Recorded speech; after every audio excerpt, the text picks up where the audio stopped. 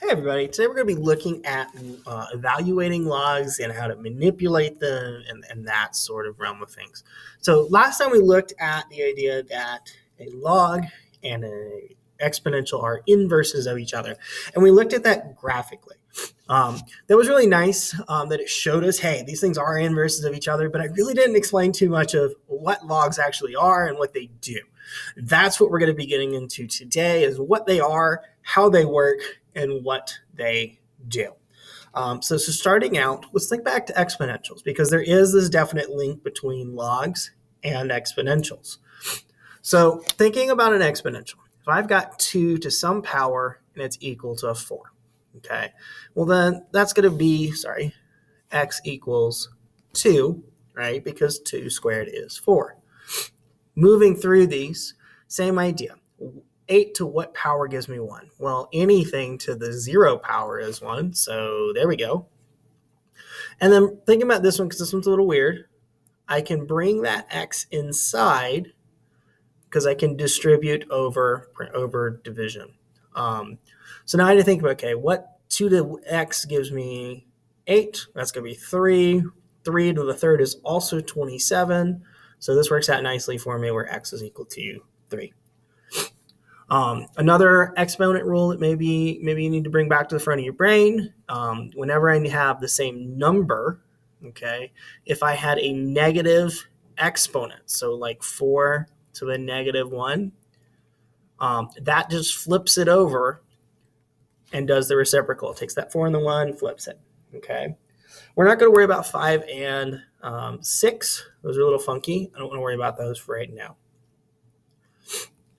Okay, this is just asking you to do more of the same. Okay, so if you need some more practice, go ahead and pause the screen now. I'll go ahead and say F is really tricky. So I would probably skip that one. But if you need some practice with these, and C, if you need some practice with these, go ahead and pause now and do those. Your answers for these are going to be x equals 3, x equals 2, x equals 0, and x equals negative 1. If you tried these are 1/2 and 2/3.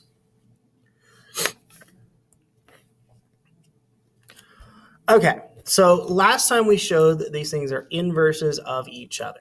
Okay, so I'm just going to make a chart real quick with 2 to the x. I'm going to start with 0 because 0 is a little easier. So 2 to the 0 is always, anything with 0 power is 1. 2 to the first power is 2. And then 2 squared is 4. Okay, 2 to the negative 1, again, that just flips it over. So I'm going to have 1/2. And then 2 to the negative 2, okay, so I still get a flip, but then I need to square it. So I'm going to have 1/4. Okay, now again, we've stated that exponents and logs are inverses of each other, meaning I'm just taking the x's and the y's and flip-flopping them. So my x's up here turn into y's down here and vice versa. So that means I'm just going to have 1/4, 1/2, 1, 2, and 4. Okay, I could do the same thing for these. But again, that's what we did last time. Okay, so there is a pattern to what I'm going to be showing you today, and if you discover that pattern, great. It's displayed right here, okay? But the problem with that pattern is it's not always useful in all scenarios. So because of that, I'm going to show you guys the one tool method today that's going to work for every problem. Some of these will take maybe like an extra step, but this will work for everything we're doing today except one small little case. Okay, so I would much rather show you that one-step pattern because that's just going to make your lives a lot easier. So we said that there is a connection between logs and exponents. They're inverses of each other. So I want to think back to trig for a second. When I had sine of x equal to something, let's just say 1/2. If I wanted to find out what x was, I needed to take the inverse of sine. And of course, if I do it to one side, I've got to do it to both sides. Okay, and the reason we did that is because we wanted the sines to cancel out, which left me with just x. And then I could put this in the calculator and figure out what that was. We're going to use that same idea here. Inverses always cancel each other out. Addition, subtraction, multiplication, division, square roots. So then an exponent should cancel out a log, and a log should cancel out an exponent. It works both ways. Okay, I can go both ways on this. So that being said, this asks me to change the equation, rewrite the equation in exponent form. So I need some exponents here. Well, that means I need to get rid of this log. So what we're going to do is we're going to call what I like to call exponentiate. Okay, it's not the proper term, but it's the term I like. So that's what we're going to call it. If I have this, these two things are inverses of each other, just like sine inverse and sine are inverses of each other. These canceled out, which means these are going to cancel out. Let me get rid of this sine real quick. So these cancel out for me. That's going to leave me with just 16 equals 2 to the 4th. Okay, which if I go check, 2 to the 4th is 16. 2, 4, 8, 16. Using this same idea, and all I did was I took the base and I exponentiated it by the base. So I'm going to take the base and exponentiate both sides by the base. That's going to cancel out the left. I'm going to be left with 1 equals 4 to the 0. And anything to the 0 power is 1, so this works out for me. Same idea, just a bigger number. Cancels. 12 equals 12 to the 1. Okay, so anytime we want to rewrite an exponential form, we want it to look something like this, where we have an exponential on one side and a number on the other. Same thing here. Don't let the fraction freak you out. It's still 1/4. It's just still whatever that base is. This cancels out. 1/4 to a -1, which makes sense because if I have a negative, it flips it over, so it's going to go back in the numerator. Okay. Now, this works both ways. Exponents cancel out, or logs cancel out exponents cancel out logs. Works both directions. So that being said, I can use a log here on both sides. Now, if I do it to one side, I need to do it to both sides. To cancel out the exponent. That's going to leave me with 2 equals log base 5 of 25. Okay, and again, this one asks me to rewrite the equation in logarithmic form. Same thing, log base 10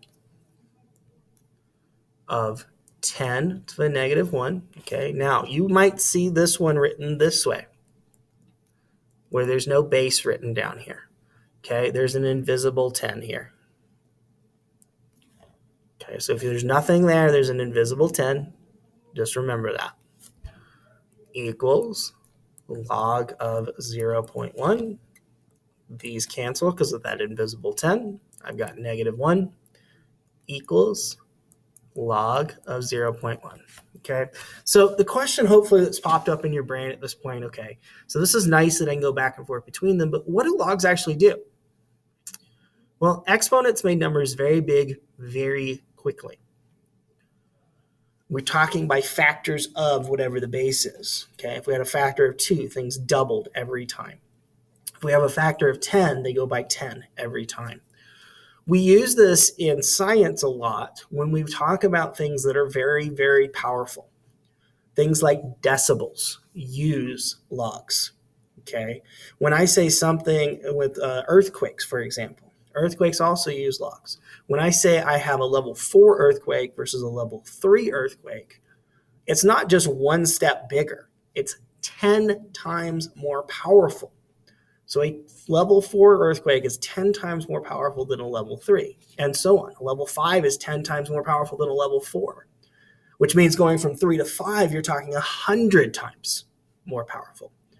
So that's the point of logs, is to make very, very big numbers much smaller. Because when I talk about like a level 7 earthquake, I'm talking about by a factor of almost 1 million, actually more than 1 million, okay? Which is a very big number and is hard to think about when I talk about force.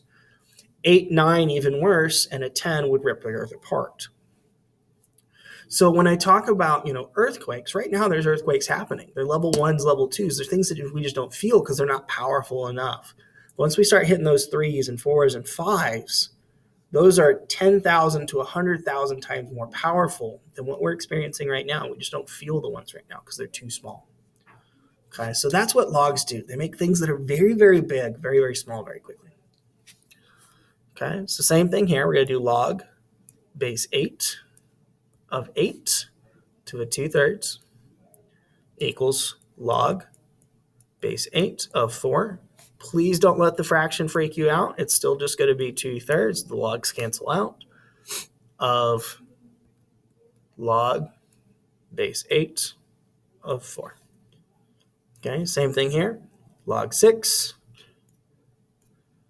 negative 3, 6 negative 3, cancels. Log 6 of 1 over 216. So negative 3 equals log 6 of 1 over 216. Okay. Okay. So now we're actually going to try to figure out what this is. Okay. We want to make those big numbers small. Okay. Typically, that's the way we go. It's not always that way, but typically we want to make very big numbers very small very quickly. So to do that, I'm going to evaluate. Okay. Well, when I say evaluate, I want to know what it's equal to. Well, if I don't know what something is equal to, usually I use a variable like x. Okay. Well, if I wanted to solve this is hard to think about. Most people have trouble thinking about logs. Most people are okay, though, with what we did in the starter. So if I can go from a log to something that looks like this, that's a lot easier to work with, in my opinion. So let's do that. Okay, now let's just do what we did on the 2 problems ago. Okay, because then it's going to look something like this. So we're going to exponentiate both sides by 4. Cancels. 64 equals 4 to the x. Okay, and then I need to say, okay, well, what 4 to what power gives me 64? And x is going to be 3 here. Okay, 4 times 4 is 16, times another 4 is 64. Okay, same thing, log 5 of 0.2 equals x. Exponentiate both sides. Cancels. 0.2 equals 5 to the x. Okay, we haven't dealt with decimals yet. Let's change that to a fraction, and if you need to, you can use your calculator, right? We can hit 0.2, and then math, and then frac it, and it gives me that 1/5.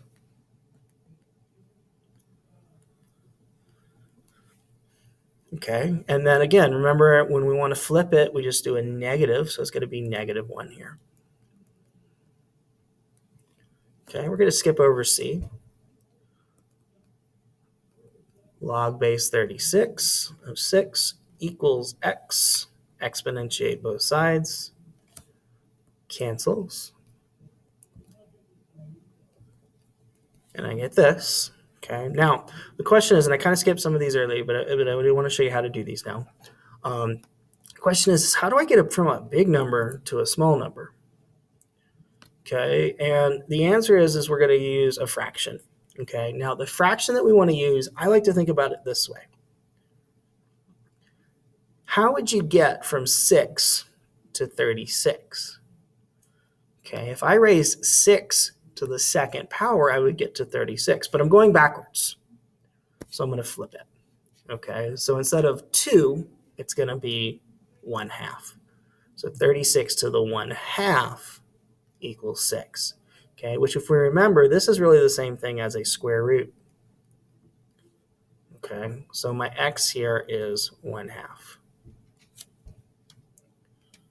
Okay. Last thing we need to do, or last thing on this part we need to do, this is going to be kind of 2 parts, is look at, okay, well, what if it just doesn't work nicely? Okay, log of 8, there's no way to get from 10 to 8 nicely. Okay, so on these ones, especially if it says round to 3 decimal places, those ones you're just going to throw straight in the calculator. If you look over on the left side of your calculator, there's a log and an ln button. We'll talk about ln in a second. But for these ones, all you need to do is just plug them in, use 3 decimal places. Plug it in, use 3 decimal places. Okay, and then those are your answers. So if it says round, you're going to do that. So do that. Okay. This is just an extra practice page. If you need those go ahead and do those. These last 2 are 2 that you would just throw in straight in the calculator because there's no way to get from 10 to 12. But these 2 would be like these ones. So if you need to work on these, go ahead and pause. And if you have any questions on these ones, please go ahead and just email those to me. Okay. At this point, I would take a 5-10 minute break. Okay. It's been a lot. Take a break. Let that kind of absorb in because we're going to use all those concepts to actually do what we wanted to do today. So go ahead and pause the video now and take that break. Okay, so if I don't have anything here, remember that we have an invisible 10, right? Okay, well, before we were trying to solve things, we were trying to put things together, we were going back and forth between these forms. And we were going back and forth between these forms because we were using the fact that, hey, these things are inverses of each other. Well, what if I already have an inverse? What if it's already there for me? Well, then they just cancel. And I'm left with 4. Okay, so if it asks you to simplify, that's more than likely what it wants you to do. It wants you to just take it and say, okay, is there something I can cancel out? Yay, go and cancel it out. If there's not, is there a way we can force it? Because if I look at this next one, log base 5 of 25 to the x. 5 and 25 are not the same, so I can't just cancel those out. Okay, so now the question I want to ask, is there a way to get from 5 to 25 using exponents? And the answer is yes. I can rewrite 25 as 5 squared. Okay, now I can't quite cancel out yet. I need to bring this x inside. So I'm going to say log base 5 of 5 to x, power to a power we multiply. Now I can cancel out, and I'm going to be left with 2x. Okay, so on these ones, what you want to do is go, okay, is there already something I can cancel out? If I can, yay, go and do that. And then write what's left. And then if not, is there a way for me to force it so I can cancel something out? Okay, and usually there is. Okay, the last thing we need to do today, and this is the bulk of the goal for today, is actually finding these inverses. We showed they were inverses graphically, but we didn't actually find them. We didn't find the equations that they actually equal. We just said, hey, these things are inverses of each other, yay. But now let's do that algebraically, okay? So to do that, step 0, if you have an f of x, change it to y. Okay, and we've done inverses before. It's been a while, but we've done them. So I'm just going to change that f of x to y. Step 1, and the reason it's step 0 is because sometimes you don't need to do it. Step 1, we're going to swap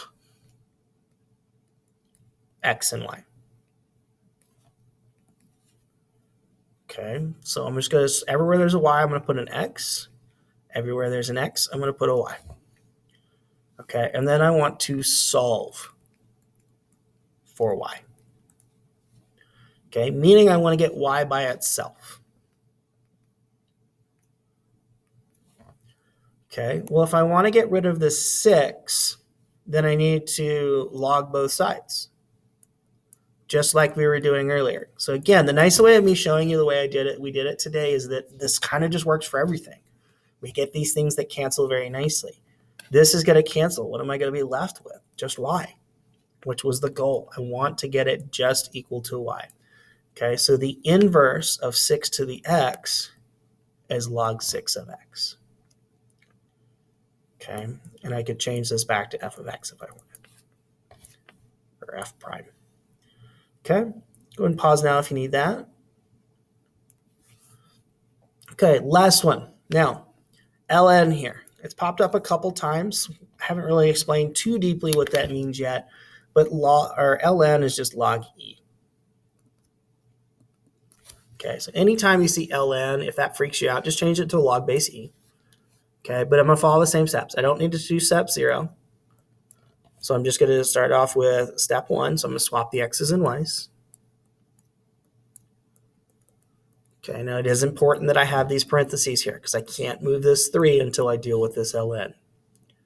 Okay, well, if this is log base e, if I'm going to exponentiate both sides, because I want it to cancel, that's what it'll look like. So e to the x cancels y plus 3.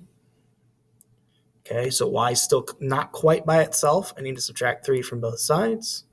I get e to the x minus 3. Now this minus 3 is down here, not up in the exponent. And then I'm done. Okay, last one I want to look at really quick is just this one. Okay, so this one's one of those simplify ones. Okay, again, e and ln kind of go together. They cancel each other out. So this would just turn into 20. Okay, this is the last lesson for this part of the unit. We decided to split this unit up into 2 big parts, really understanding how to evaluate these and that they're inverses of each other, and then actually using them and manipulating them is going to be the next part. It's a lot, so we didn't want to put it together. Okay, so next time you will have a review day, and then we will quiz on this. Okay, it won't be a full-blown test. It'll probably be like a quest between a quiz and a test. Okay, so if you are struggling, please don't wait. Please make sure you're coming in for those office hours or for after-school tutoring, and I will see you guys next time.